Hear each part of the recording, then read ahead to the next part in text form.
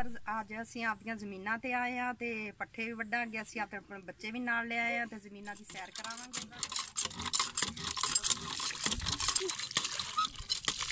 ਸਾਡੇ ਤੇਲ ਵਾ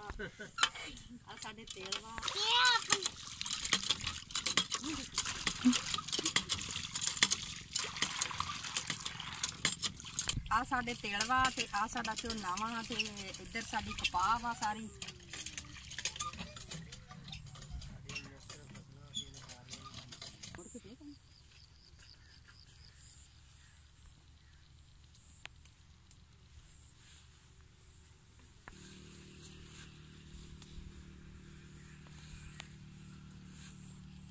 आ तेल हुण जी पक गए आ, इन्हां नूं असीं वड्डांगे ते फिर इहदी भी वीडियो तुहाडे नाल लाजमी शेयर करांगे। साडी वीडियो तुहानूं अच्छी लगे तो इहनूं जरूर लाइक करिए। हुण असीं आपदा नलका दिखाउने आ। नलका पानी सिट जांदा वा कदी कदी ते जदों पानी पा के कड्ढना पैंदा वा, जदों मुश्किल हुंदी आ तदों पानी इहदे विचों पा के ते फिर कड्ढ लईदा। हाँ जी, आ साडे टूअल वाला कमरा वा ते बच्चे आ नाल आए हुए ते अज कोई मौसम अच्छा सीगा ते तुहानूं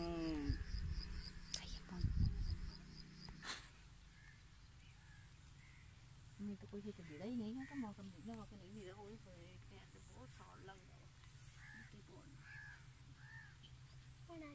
छेती करो गाइयां चल के। अच्छा, अब बच्चे कुछ चीज़ां ले आए आए हुण इन्हां नूं दिन्ने आ, ये खाणगे।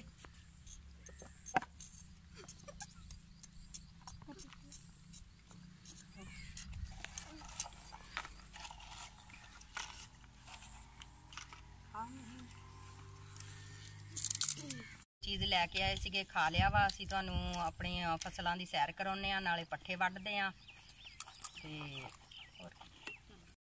आ साडी चरी आ। असीं हुण वड्डांगे, वड्ढ के फिर घर जावांगे। घर माल नूं कुतर के पावांगे।